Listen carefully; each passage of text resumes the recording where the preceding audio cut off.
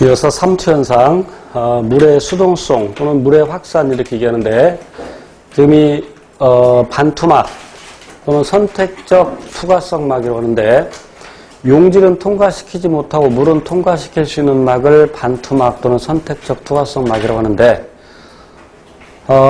만약에 용질이 이동할 수 있다면 용질이 오른쪽에서 왼쪽으로 이동을 하겠죠.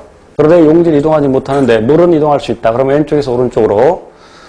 그래서 왼쪽의 수위가 낮아지고 오른쪽의 수위가 높아져서 대기압을 무시한다면 그 농도가 똑같아질 때까지 이동을 하겠죠. 이제 확대된 그림인데, 그래서 물이 왼쪽에서 오른쪽으로 이동하는데, 그럼 이때 오른쪽에 있는 물 분자가 왼쪽으로 이동하냐? 할 수 있죠. 예, 스스로 분자 운동을 하기 때문에.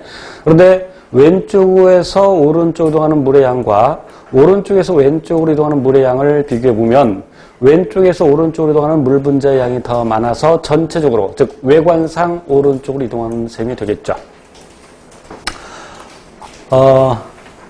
집신벌레의 경우에 이제 저장액의 환경에 놓이게 되면, 저장액이라는 것은 그 세포의 삼투압보다 더 낮은 삼투압을 갖는 용액을 저장액이라고 하는데, 쉽게 말하면 이 세포보다 더 낮은 농도의 용액.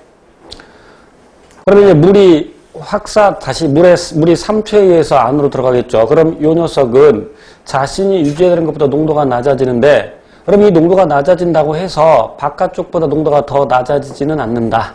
여전히 농도가 낮아졌지만 바깥쪽보다는 더 높다. 그래서 이 녀석이 물을 내보내려고 할 때 그냥 내보내지 못하고, 수축포는 일종의 액포인데 그 수축포에다가 물을 집어넣습니다.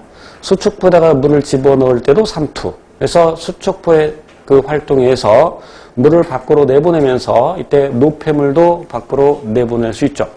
그래서 집신벌레와 같은 원생 동물에서 수축포가 삼투압을 조절하며 노폐물을 배출할 수 있는 것이죠.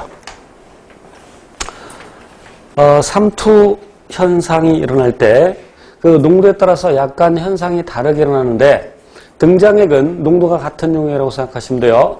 그러면 농도가 같다라고 할 때 동물세포 들어오는 물 분자의 수와 나가는 물 분자의 수가 같다. 그래서 외관상 변화가 없다. 지금 동물세포를 먼저 봅니다. 적혈구를 예를 들어서. 그럼 저장의 환경이 있으면 실은 이 그림이 더 깔끔해지려면 화살표가 안에서 밖으로 나가는 것도 있어야 되는데, 그럼 밖으로 나가는 것보다는 들어오는 게 더 많다. 그래서 외관상 물이 들어온다.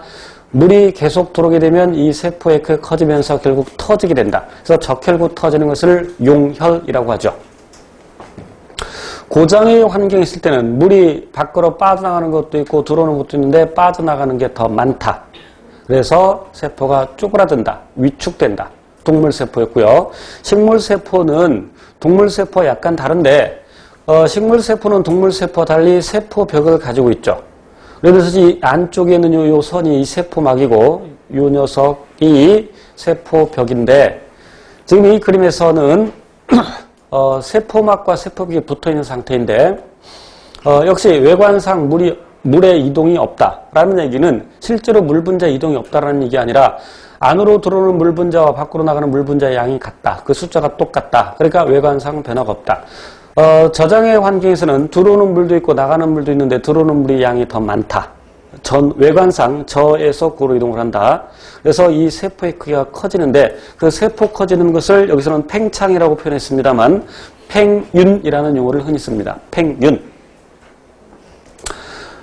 그리고 맨 오른쪽은 고장의 환경이 있을 때, 물론 안으로 들어가는 물도 있고 밖으로 나가는 물도 있는데 밖으로 나가는 물 분자의 수가 더 많다. 그래서 외관상 물이 밖으로 이동한다. 저 농도에서 그 농도로 외관상 이동을 한다.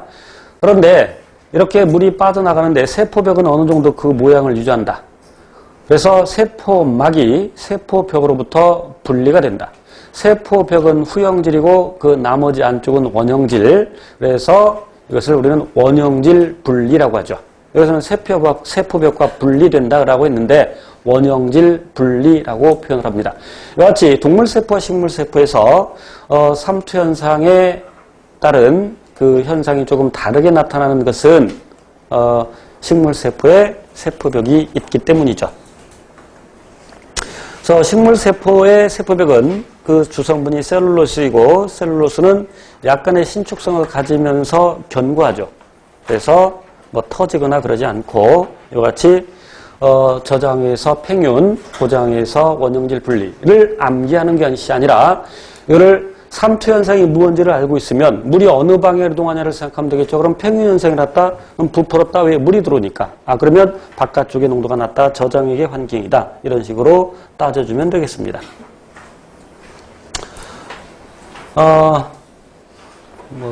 이 그림 제목은 잘못 붙었는데 무시하시고